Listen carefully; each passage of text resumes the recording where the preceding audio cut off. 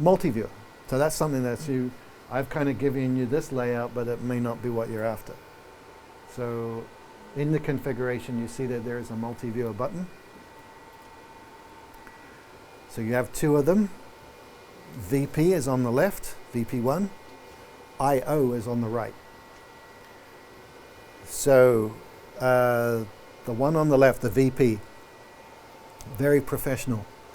It just means a video processor, but it means that you can put any internal source on any one of those boxes. The I/O, you only can put the physical ins or the physical outputs. So why do I see program on the I/O on the right? And that's because output 5 is program. And for the longest time I've been asking for this, and we now have it. You'll see, so you see it says aux5 BK, aux4 camera 3. The only reason I can see those is because those are what the outputs have been designed, set to. So if you go to the output page, these are your physical outputs. So you'll see that the first 4 are grayed out. Those are your multi-viewers. And that's another thing you lose when you go to UHD is your extra multi-viewers, so you only get 2. But output 5 is set to program. Yes, you could click on that and decide to put anything you like out. I would probably not, advise not. But some people actually send an aux out instead of program. And then on that aux, they switch between program or a particular camera. It's kind of like pulling the needle off the record, so to speak. I could send something out the program to streaming, to broadcast, or whatever it is, and not have the switcher be that. So I can then quickly mess with something, fix something, and then switch it from the source that I'm sending out the output back to program. Now I'm back to switching. So some folks will do that just as a backup. But you'll notice the other outputs, aux1, aux2, all the way through. The very last one, output 14, 1080 out. It is program, but with a converter. So you could, now the downside with that is from the switcher, so it doesn't have all your audio. Your embedder, de-embedder, somewhere in that, like the open gear frame probably, is where the audio from your audio program output would get embedded into the video. So keep that in mind. It's not straight from, you don't want to go straight from the switcher. Because as you switch the cameras, that's the audio, that path that's going to change. And the studio cameras don't have audio, so it'll be a silent show. All right, but that's an option. So if you go to the multi-viewer again,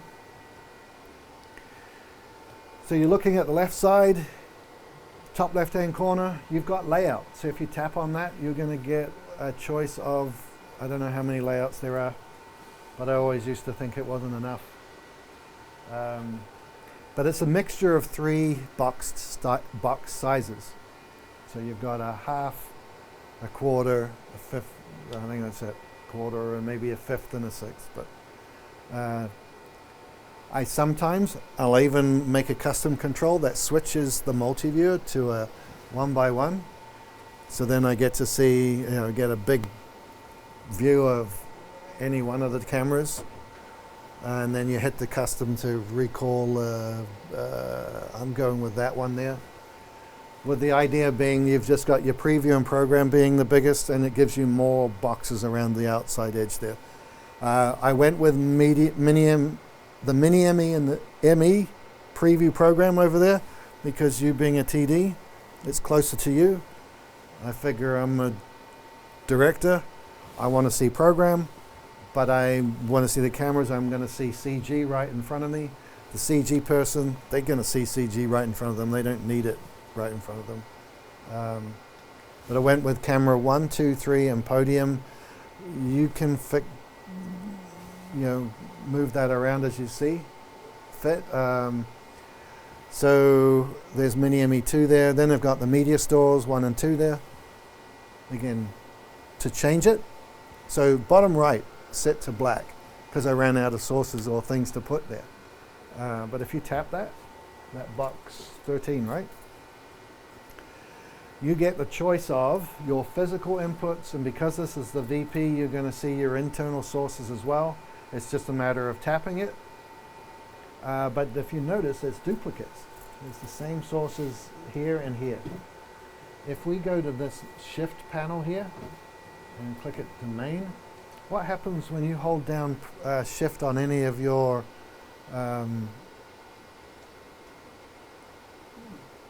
buses there? You see that the multiviewer is changing. So now each of your boxes have 2 entries.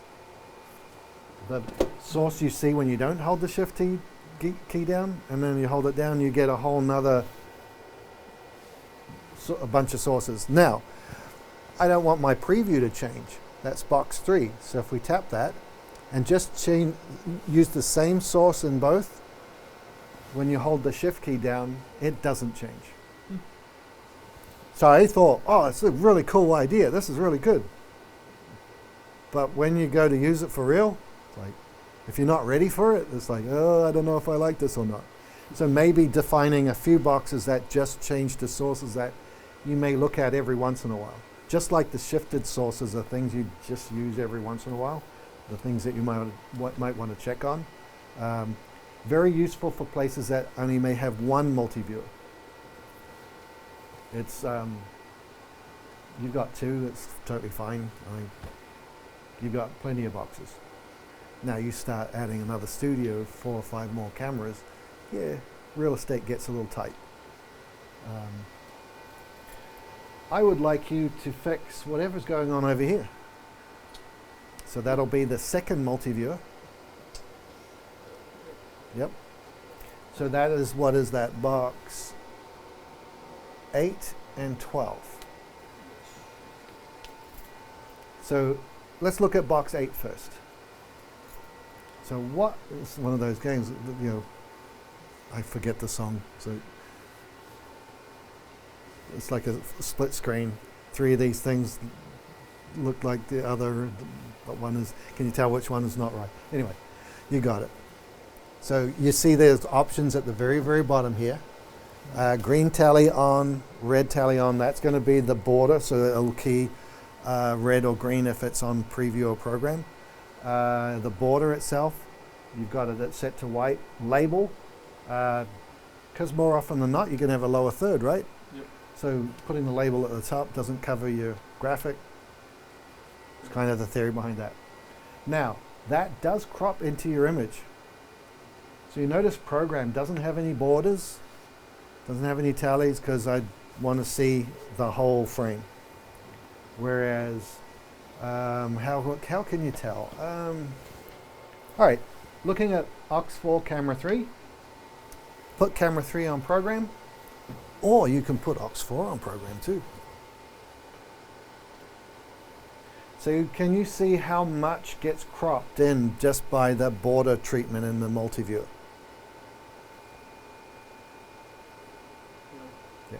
So you keep that in mind when you're yelling at your camera operator, give me more headroom, because the border is just doing just fine. So that's another reason for I will, even at some places, take the word program out, and just so that it's the one box on your multiviewer that's the cleanest. That's the most important one, that's program. But because you're a university, you've got folks learning, preview program, label is totally fine. And you could spell program out. You don't have to have PGM, because just like you change the weather wall. All right, dude. Let me sit and think a bit. Oh, go back to VP, multiviewer number 1. Some of the other options here are going to be clock overlay. Hit clock and set it to be timer. Countdown timer. There you go. So I built this thing out, and this is what some of those custom controls are, where they reset the time to a specific time. So if you go to bank 1, CC bank 1, if you hit CC 101 there, that runs the clock. You hit CC2, that will reset the clock. These ones here will set the clock to 5, 10, 15, and then you hit the first one and it will start the clock. Because you've got time of day at the top there, 3:29. I was like, I don't need to replicate that. You got your overall timer here, which is your show. It's whatever you program into here, right? So here now you've got short ones. Theory being, you could apply a custom control. So one news station did this, where they wanted the clock to reset every time they hit take, every time they hit cut. So news, you're going into a story. So a custom control that reset the clock and did the take. So instead of hitting cut, he'd hit one of these trans buttons. He could hit cut and it would not reset the clock, but if he wanted the clock to reset, because the news guys, they would normally stamp their foot on a foot pedal for timers. So it's there, you can turn it off, but the idea is I put black in that box and then I turn the borders off so you can move using the crosshair here in the side. You can change the size of it, color of it, and you'll see how much of a delay there is. So it takes a long time, so it's hard to. It jumped up center screen. Yeah, because that's where he's dragging the crosshair. Yeah. Right.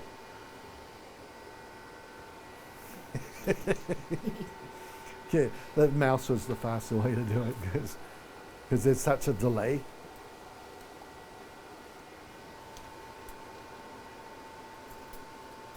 You see, I mean, it's a good couple of seconds, isn't it?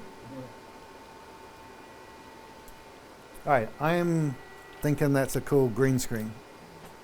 Yeah, absolutely. The same place that had the button to start the timer, their whole studio was just green. And that was, so it was a fake news set. And their weather person was standing up against the green wall, and it was rough as, but that's what they did. So you got a good one. I'm well pleased with that. Okay, so I wanted to make sure that you, because this is quality of life stuff, this Multiviewer, right? But it's one of those things where everyone, once it's all new, right, is stand in front of it and you get used to it.